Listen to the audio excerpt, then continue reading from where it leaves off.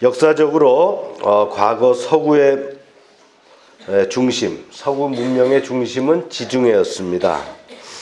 지중해를 차지한 사람이 세계의 주인공이 됐죠. 로마가 당시 그 중심 국가였습니다.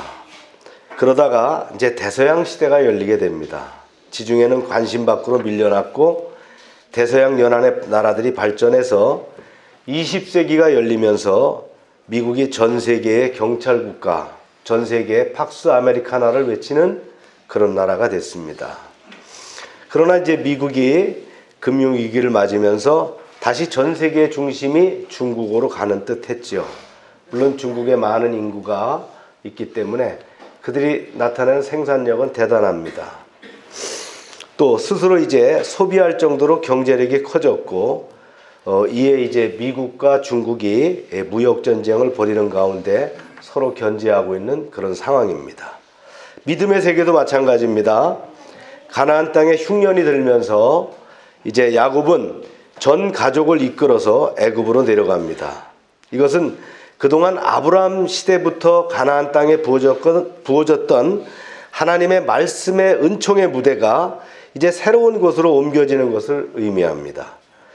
믿음의 조상들은 오직 하나님의 말씀만을 가지고 살았는데 하나님을 믿지 않는 가나안 땅에서 믿음의 삶을 산다는 것은 상당히 힘들었습니다. 그러나 이제 야곱이 가족들을 이끌고 가나안 땅을 떠나서 애굽으로 옮김으로써 가나안 시대는 끝나고 새로운 애굽 시대를 열어가게 됩니다.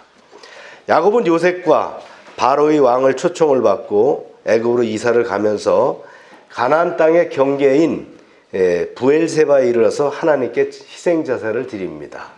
네, 말씀을 읽겠습니다. 시작. 이스라엘의 모든 소유를 이끌고 떠나 브엘세바에 이르러 그의 아버지 이삭의 하나님께 희생제사를 드리니. 야곱이 가족들을 데리고 애굽으로 가면서 가나안 땅의 경계입니다. 이 경계인 브엘세바에서 제사를 드린 이유가 뭘까요? 물론 그동안 가나안 땅에서 지켜주시고 함께해 주신 하나님께 감사를 드리는 의미가 있겠죠. 그러나 더 중요한 것은 뭐냐면 지금까지 하나님 앞에서 그렇게 중요하게 붙들어왔던 가나안 땅을 이렇게 떠나도 되는가 하는 의문이 생겼다라는 거예요. 여러분들 성경적으로 다 아실 거예요.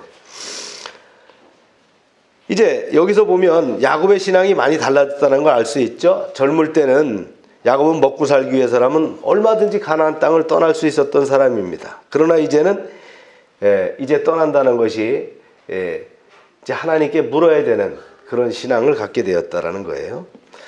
할아버지 아브라함은 이 약속의 땅을 얼마나 중요시했던지 자식들에게 절대 가나안 땅을 떠나지 말라라고 했어요. 그래서 아들 이삭을 장가 보내기 위해서 이제 그 아내를 구해올 때도 어떻게 합니까? 이삭을 보내지 않고 종 아비멜렉을 보내서 구해오게 하는 것을 우리가 들어서 알고 있어요. 또한 부친 이삭도 애굽으로의 이주가 금지된 적이 있음을 우리는 잘 압니다. 갔다가 혼나지 않았습니까? 야곱 자신은 형 에서를 피해서 가나안 땅을 쉽게 떠났다가 많은 고생을 하고 이제 겨우 가나안 땅에 돌아와서 믿음을 생활을 하고 있는 그런 상황입니다. 다시 말해서 가나안 땅은 믿음의 조상들에게는 중요한 어떤 땅이요? 약속의 땅이었다. 하나님께서는 야곱의 제사에 이렇게 응답하십니다. 그리고 약속을 재확인시켜 주시죠. 조상들로부터 내려왔던 그 약속을 재확인합니다. 시작. 그 밤에 하나님이 이상 중에 이스라엘에게 나타나 이르시되 야곱아 야곱아 하시는지라 야곱이 이르되 내가 여기 있나이다 하매 하나님이 이르시되 나는 하나님이라 내 하나님이니 애굽으로 내려가기를 두려워하지 말라. 내가 거기서 너로 큰 민족을 이루게 하리라. 내가 너와 함께 애굽으로 내려가겠고 반드시 너를 인도하여 다시 올라올 것이며 요셉이 그의 손으로 내 눈을 감기느라. 아멘. 여기서 이상이라는 것은 단순히 꿈이라기보다는 뭡니까? 하나님께서 당신의 의도를 계시하는 특별한 방법입니다. 꿈의 방법으로 여러 가지를 이렇게 주셨어요. 구약 시대에는 하나님께서 이러한 방법을 종종 사용하신 것을 우리가 볼 수가 있고요. 그래서 당신의 뜻을 우리에게 전하고자 하셨습니다. 그러나 성경이 완성된 지금은 어떻습니까? 성경을 통해서 당신의 뜻을 깨닫게 하시는 방법을 사용하십니다. 그리고 우리에게 뭘 주셔서요? 영감을 주셔서, 인스피레이션이라는 영감을 주셔서 우리에게 깨닫게 하시는 거예요. 그 말씀과 기도 가운데 우리가 그것을 깨닫게 합니다. 아멘입니까? 우리가 이 점을 착안해야 됩니다. 어디 신비한 응답 들을 때가 있는가? 이렇게 허망에 찾을 필요가 없다는 거예요. 말씀과 기도와 큐티, 또 성경 읽기 가운데 어떻게 합니까? 늘 말씀하시는 하나님을 여러분들 만나시길 바랍니다. 하나님께서는 야곱에게 애굽으로 내려가는 것을 두려워하지 말라고 하셨어요. 그 이유는 뭡니까? 이제 애굽에 내려가는 것이 불순종이 아니라는 것이에요. 하나님의 뜻이 여기에 있다라는 거예요. 왜 하나님은 아브라함이나 이삭에게 그렇게 가나안 땅을 떠나지 말라게 하신 후에 이제 흉년이 들게 해서 또 야곱에게 가나안 땅을 떠나라고 하실까요? 하나님이 이랬다 저랬다 하실까요? 그런 분은 아니잖아요. 그죠? 이게 이제 하나님의 주권입니다. 하나님의 때를 따라서 하나님이 정하셨던 룰을 또 바꾸실 때가 있는 거예요. 늘 그렇지는 않다는 거예요. 이제 현재까지는 어떻게 했어요? 계속 이 땅을 고수해라 하시다가 때가 되니까 이 땅을 떠나라고 하시는 거예요.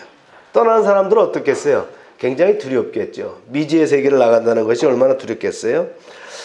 근데 이것을 보면요, 지금까지 하나님은 가나안 땅을 하나님의 계시의 무대로 사용하셨다라는 거예요. 하나님은 가나안 땅을 통해서 놀라운 하나님의 말씀의 능력들을 보여주셨어요. 믿음의 조상들을 통해서 이적과 표적을 그 땅에 보여주셨고요. 그들을 인도하셨어요. 그런데 때가 되니까 어떻게 합니까? 무대를 옮기라는 거예요. 이제 더 이상 가나안 땅에 머물 이유가 없다는 거예요. 이제는 이 무대를 닫아야 된다는 거예요. 가나안 사람 중에는요, 아브라함이나 이삭이나 야곱이 그렇게 놀라운 믿음의 삶을 살았는데도 하나님께로 돌아오는 자가 없었어요. 거의 없었어요. 가나안 사람들 중에서 하나님께로 돌아온 자는 겨우 유다의 며느리 다말 정도 돌아왔어요. 아브라함이나 이삭이나 야곱은 자기 아들들 정도나 구원했을 뿐 그렇게 구원한 사람이 없었어요. 물론 여기 보이지 않는 사람도 있겠지만 여기서 구원받은 사람은 누구냐면요, 이 야곱의 집에 따라온 하속들이에요. 즉 종살이 하던 사람들, 아주 낮은 계급에 있는 사람들은 다 따라왔을 수도 있어요. 그렇지만 같은 동류의 사람들은 어떻게 했다고요? 믿음의 세계로 오지 않았다는 거예요. 오히려 말이죠, 그들의 아들 중 일부, 이스마엘, 에서 이런 사람 어떻게 했어요? 세상으로 떠났죠. 그죠? 그 지역 사람과 혼인을 하고는 결국 믿음의 세계에서 벗어나게 된 걸 우리가 볼 수 있다는 거예요. 하나님은 기대하신 것은 뭐냐면 이제부터는요, 가족 공동체가 아니라는 거예요. 뭐냐면요, 하나님의 나라를 원하셨어요. 하나님만의 나라를 원하셨다는 거예요. 그래야 하나님이 그 백성을 통해서 열방을 구원하실 수 있다라고 생각하신 거예요.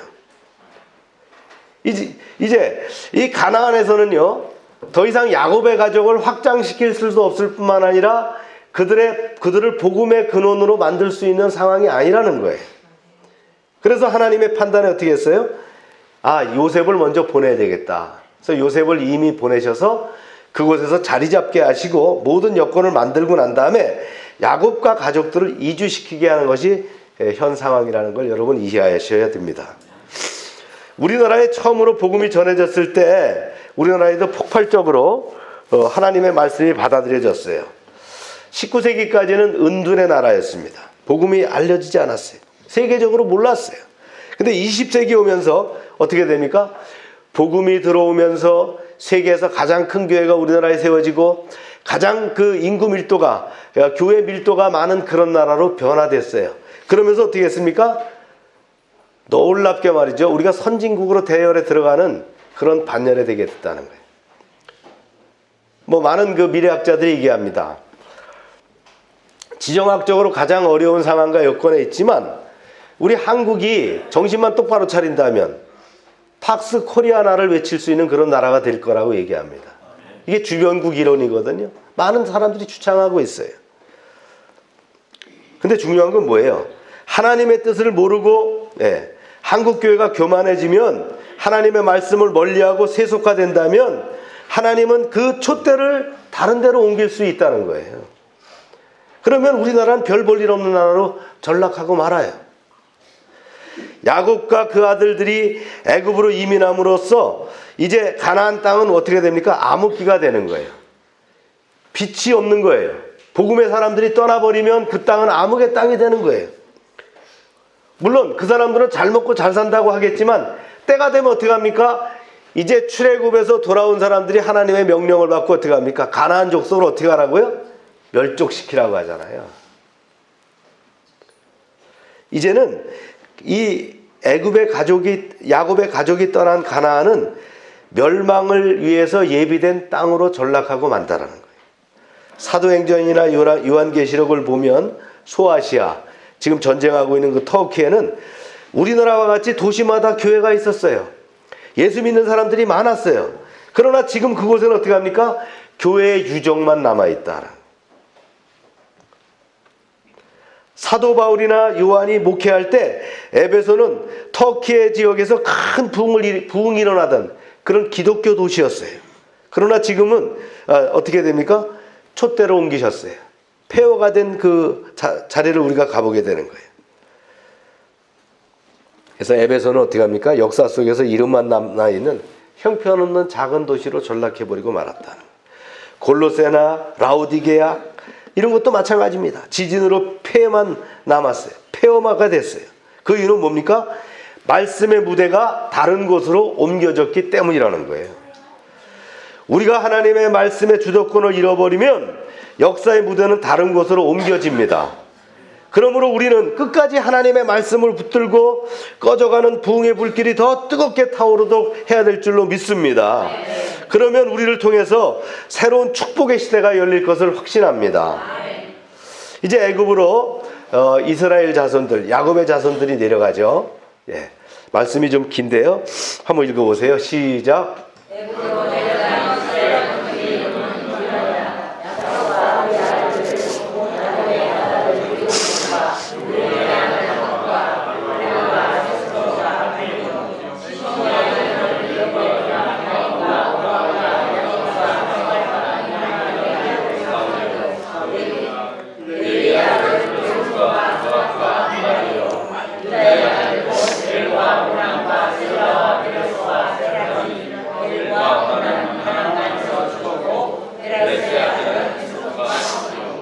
본문을 보면 8절부터 27절까지 누가 나오냐면 애굽으로 이주한 야곱의 가족의 명단들이 나와요. 12아들을 중심으로 해서 모계별로 구별해서 이렇게 나옵니다. 성경에 보면 오늘 본문 27절과 출애굽기 1장 5절, 신명기 10장 22절에 보면 야곱의 가족들의 이주한 숫자가 다르게 나와요. 오늘 본문은 75명이라고 나오는데 특별히 사도행전 7장 14절에는 75명으로 나와요. 왜 이렇게 차이가 있을까? 아니에요. 성경에 모순된 차이가 아니고요. 이 70명에 요셉의 손자 5명이 추가시킨 것이 75명이 돼요. 그러니까 같은 내용입니다. 여러분들이 그렇게 이해하면 됩니다.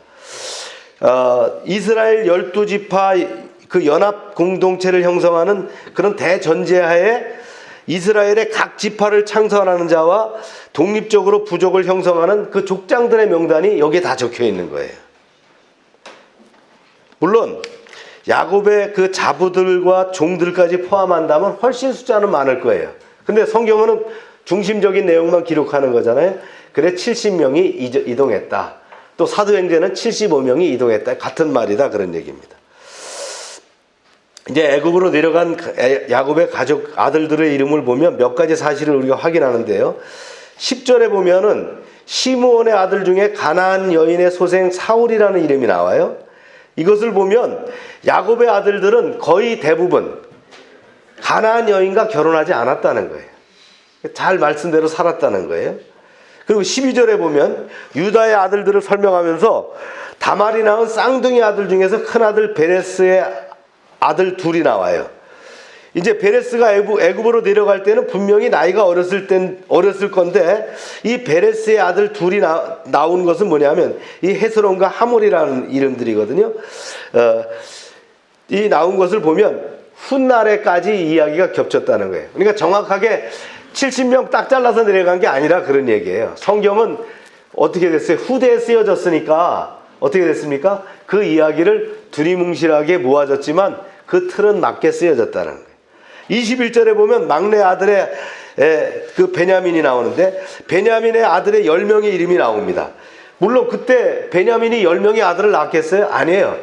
이제 이사해서까지 낳았는데 그거를 적다 보니까 70명이라고 적었다. 여러분 이렇게 이해하시면 되겠어요? 근데 중요한 사실은 뭐냐면요, 야곱의 가족들이 애굽으로 내려올 때 다 내려왔다 그런 얘기예요. 우리가 어렸을 때는 늘 집안에서 함께 살지만 장성하게 되면 다 떠나가 있어요. 그럼 모이기 힘들죠. 1년에 한두 번 명절 때 모이지 않습니까? 네. 그런데 이들은 어떻게 합니까? 한 아버지 밑에서 신앙 공동체가 되어서 빠짐없이 가족들을 다 이끌고 내려오게 됐다라는 것이 굉장히 중요한 이슈입니다. 예수님도 처음에 12제자를 택하셨어요. 그 다음에 이제 70명을 선발하셔서 전도대를 만들어서 내보내지 않습니까? 야곱도 12아들을 낳았어요. 그 후에 70명이 됐어요. 이 70명이라는 숫자는 뭐냐면요, 이 야곱으로부터 시작해서 3대까지 이르렀더니 70명이 됐더라 그런 얘기예요. 아멘입니까? 예. 그래서 이들이 70명 정도가 이제 애굽으로 들어가는데, 나중에 출애굽할 때 400년이 지나고 난 다음에 어떻게 되느냐? 몇 명이라 했어요? 남자만 60만 명이 됐어요. 그러니까 대략적으로 몇 배가 확장됐어요? 10,000배 정도가 확장됐다는 거예요. 근데 여기에 이제 여자들과 아이들까지 포함하면 어떻게 돼요? 약 200만 내지 300만이 될 거라고 추상을 하는 거예요. 하나의 완전히 나라가 된 거예요. 하나님의 계획은 그런 거예요. 도저히 가나안이라고 하는 그런 그 불모지대, 믿음의 불모지대에서는 야곱이 나라로 확장할 수가 없어요. 그래 하나님의 뜻 가운데서 이렇게 대이동, 무대를 바꾸는 역사를 이루셨다라는 거예요. 할렐루야. 대개 처음 복음을 전하면 그 말씀을 듣고 구원받은 믿음의 1세대가 생깁니다. 우리 교회도 마찬가지입니다. 제가 교회를 세움으로 우리 믿음의 1세대들이 세워졌어요. 그리고 이제 어떻게 합니까? 그 1세대를 통하여 자녀를 출산하거나 또 어떻게 되죠? 또 전도를 통해서 나온 2세대가 만들어지는 거예요. 또 2세대를 통해서 3세대가 만들어지는 거예요. 아멘입니까? 이제 우리 교회가 이렇게 대를 이어서 가는 수준에 이르렀다는 거예요. 이제 멤버들은 구축됐다는 거예요. 12가정은 만들어졌다는 거예요. 그죠? 이제 확장되는 은혜의 역사가 나타났다는 거예요.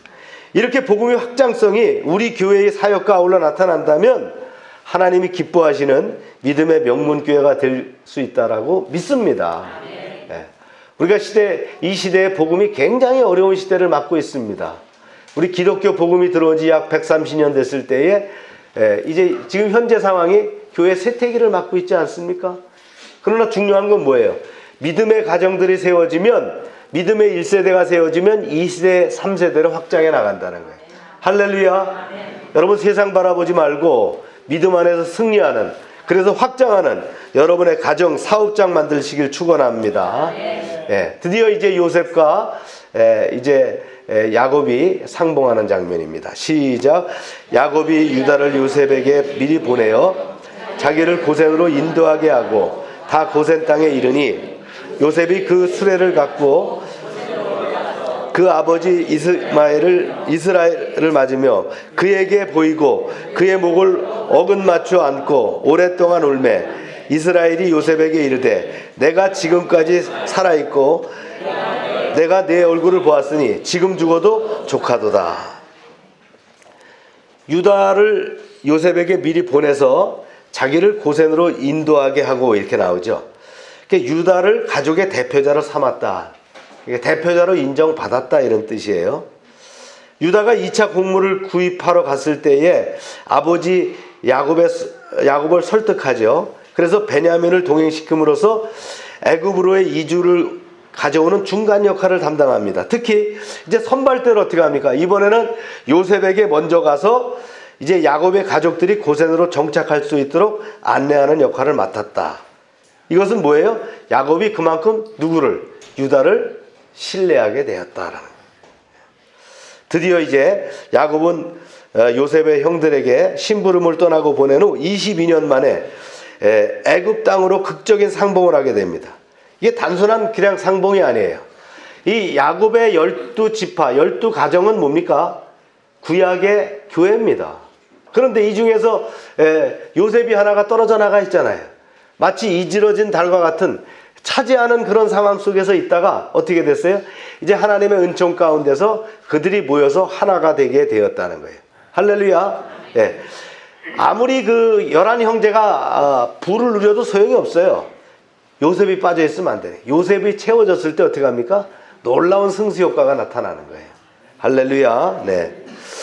이제 다음은 요셉이 아버지와 형들을 이제 고센으로 이주시키기 위해서 신중한 배려와 조언을 하는 그런 내용입니다. 시작.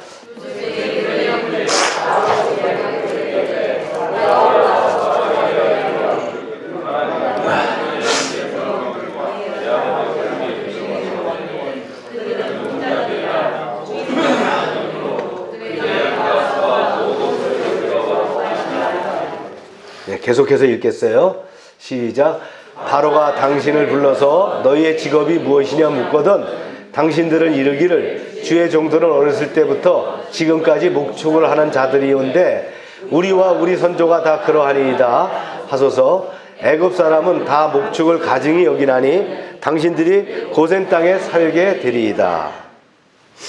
애굽은 엄격한 계급사였어요. 그래서 애굽에서 가장 귀족에 속하는 사람들은 제사장입니다. 바로는 요셉의 아내로 제사장의 딸을 주었죠. 그만큼 대우했다는 거예요.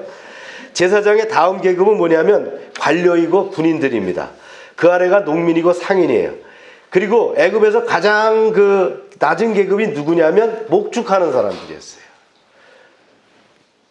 우리나라로 치면 과거에 뭐와 같다고요? 백정, 백정 같은 계급이 이 목축업자들이었어요.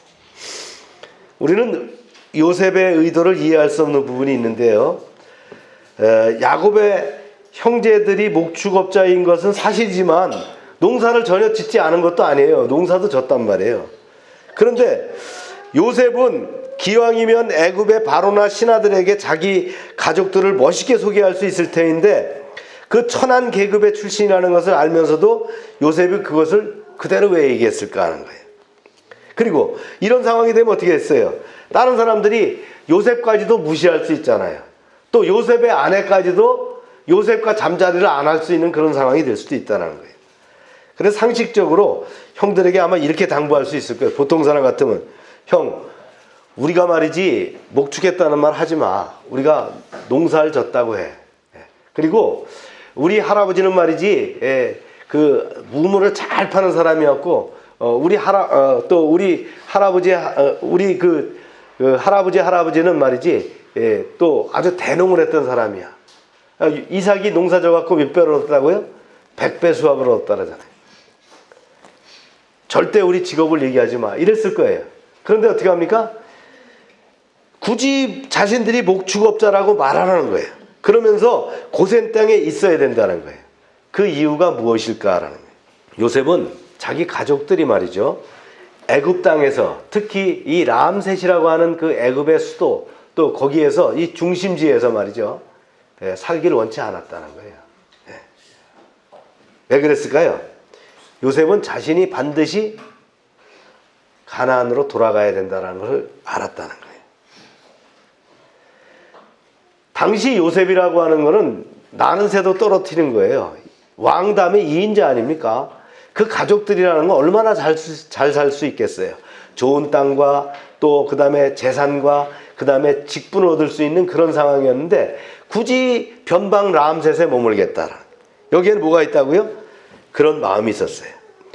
그가 애굽 땅에서 노예로 10년 또 재수생활 또 3년 이렇게 살다 보면서 느낀 것이 있었어요. 그가 애굽의 총리가 되면서 뭘 느꼈어요? 아, 하나님께서 나를 이렇게 분명히 인도하신 이유가 있구나라는 걸 알았다는 거예요. 그러면서 뭘 생각했겠어요? 자기 아버지가 얘기했던 거, 할아버지의 기억을 더듬으면서 예언하신 것이 있었다는 거예요. 하나님께서 우리에게 말씀하신 게 있었는데 이제 원방에서 멀리 가갖고 고생을 하다가 분명히 고향으로 돌아갈 것이다, 이런 얘기를 들었다는 거예요. 이게 마음속에 있었어요. 그래서 하나님의 인도하심과 다신을 통해서 하나님이 뭘 하시고자 하시는 그 섭리를 깨달았다는 거예요. 할렐루야. 사랑하는 여러분, 우리도 여러 가지 사유로 이사를 해야 되고 또 상황을 바꿔서 결정해야 될 그럴 때가 있어요. 그때마다 내 욕심, 내 감정, 내 생각을 따라 움직이지 마시기 바랍니다. 여러분, 기도해서 하나님의 인도를 구하고 그 하나님께서 말씀하심을 듣기를 바랍니다. 언제까지요? 응답하실 때까지. 내가 결정하지 말아야 된다. 무응답도 응답이에요. 그죠? 웨이팅 하는 것도 응답이잖아요. 그래서 우리가 기도하고 하나님의 인도를 구하다 보면 하나님께서 어디로 가야 될지, 그것이 합당한지, 이것이 내 신앙생활에 유익한지, 이런 것들을 다 고려해 주셔서 우리의 발걸음을 인도해 주실 것이다라는 거예요. 이런 확신이 여러분의 있기를 축원합니다. 오늘 본문에 보니까 성경에 많은 사람들이 나옵니다. 야곱의 그 12 아들들, 그 자손들이 말이죠. 심지어는 손자들까지 쭉 이름이 나와요. 성경에는요, 여백이 남아서 쓸데없는 이름을 그냥 우리가 이렇게 읽기도 어려운 이름을 넣어둔 것이 아니라는 거예요. 오늘 말씀 가운데 이주하는 야곱의 후손 70명의 이름이 정확히 나온 것은 뭐예요? 한 사람 한 사람이 믿음의 세계에서 상당히 중요한 위치에 있다는 거예요. 그렇습니다. 여러분, 우리가 모두가 믿음의 세계에서는 꼭 필요한 존재라는 것을 확신하시기 바랍니다. 우리는 그 이름을 가지고 이 땅에서 하나님의 일을 하다가 이제 하나님 나라에 가서는 어떻게 해요? 그 이름으로 우리가 불릴 것이라는 거예요. 부끄러움 없는 이름이 되도록 믿음으로 갈고 다듬어가는 여러분 되시길 축원합니다. 하나님이 기뻐하며 후손들이 즐겨 호칭하는 여러분의 이름이 되기를 축복합니다. 하나님은 분명히 여러분과 나를 부르셨고 쓰시고자 하시는 목적이 있습니다. 때로는 우리가 영적으로 어두워서 하나님이 원하지 않는 곳에서 또 원치 않는 직업과 방법으로 살기도 했지만, 분명히 알아야 할 것은 뭡니까? 요셉이 자신의 가족들을 고센 지방에 두어서 애굽인들이 가증히 여기는 그 목축을 하게 한 이유가 있다라는 거예요. 이게 이제 고센 지방이에요. 이 나일강에 삼각주가 있는 그것이 바로 고센 지방, 가장 가나안이 가까운 곳이죠. 이 이유가 있다는 거예요. 애굽인이 가증하게 여기는 목축을 계속하게 한 것처럼 우리는 내가 좋아서가 아니라 하나님의 예배하심에 초점에 맞춰 살아간다면 시행착오 없이 하나님이 허락하신 축복의 통로로 쓰임받게 될 것입니다. 사랑하는 여러분, 주님, 내가 여기 있사오니 나를 사용하여 주소서 고백하고 나아가는 여러분 되시기를 주님의 이름으로 축원합니다. 기도하시겠습니다. 우리 말씀과 함께 기도합니다. 하나님은 야곱과 후손들을 통해서 하나님을 믿는 나라를 만들기를 원하셨습니다. 그런데 가나안 땅에서는 야곱의 후손이 믿음을 유지하기가 힘들었고 또 이제 확장하기가 힘들었다는 것을 아시고 일찍이 요셉을 애굽에 보내셔서 총리가 되게 하시고 그를 통하여 야곱과 형제들을 고센으로 정착하게 하셨습니다. 그리고 고센 땅이 마치 엄마의 자궁에서 아기가 자라듯이 400년 동안 그 기간을 통해서 만배로 확장하게 하셔서 민족을 이루게 하심을 감사합니다. 이 모든 것이 하나님의 은혜인 줄 확신합니다. 신실하신 하나님의 은혜에 감사하며 우리의 인생 여정 가운데 하나님의 섭리와 주관하심을 깨닫게 하옵소서. 주여 한번 부르짖고 기도합니다. 주여.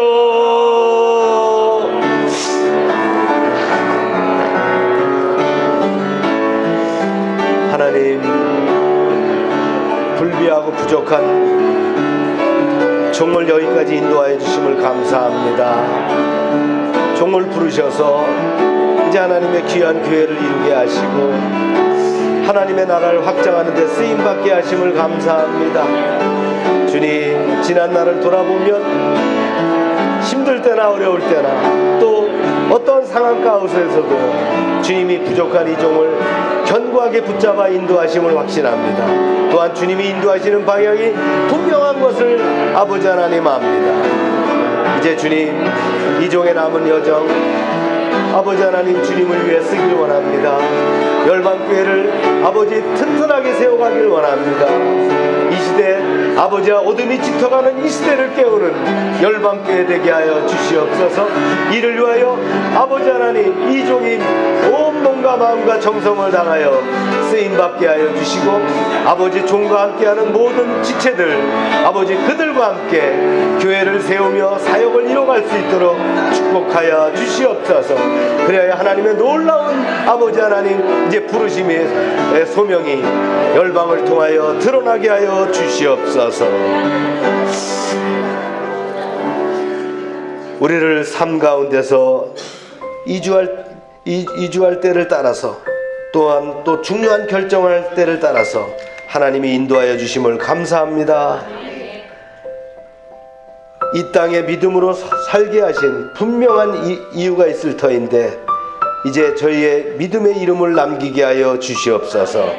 하나님은 분명히 나를 부르셨고 쓰시고자 하는 목적이 있음을 알게 하시고, 그 부르심을 소명해 분명히 따름으로 복된 인생이 되게 하여 주시옵소서. 이 나라와 민족을 위해서 기도합니다. 주님, 진영 논리로 국론이 분열된 상태에 있습니다. 이 상황을 돌파할 수 있도록 대통령과 위정자들에게 지혜를 더하여 주시옵소서. 올바른 시대적 가치관과 통찰을 가지고 이 나라를 통치하게 하여 주시옵소서. 동북아의 정세와 북한의 문제, 일본과 미국의 관계에서 우위를 얻을 수 있도록 지혜를 더하여 주시옵소서. 이를 위하여 한국교회가 깨어서 기도하게 하여 주시옵소서. 이제 종이 오늘 저녁부터 지방의 수양회를 떠납니다. 안전한 여정 되게 하시고, 또 유익함을 얻고 또 충분한 쉼을 얻게 하여 주시옵소서. 교회에 속한 가정과 사업장과 직장과 자녀들을 축복하시고, 이 가을에 풍성함이 저들의 삶 가운데 차고 넘치게 채워 주시옵소서. 예수님의 이름으로 기도합니다. 아멘.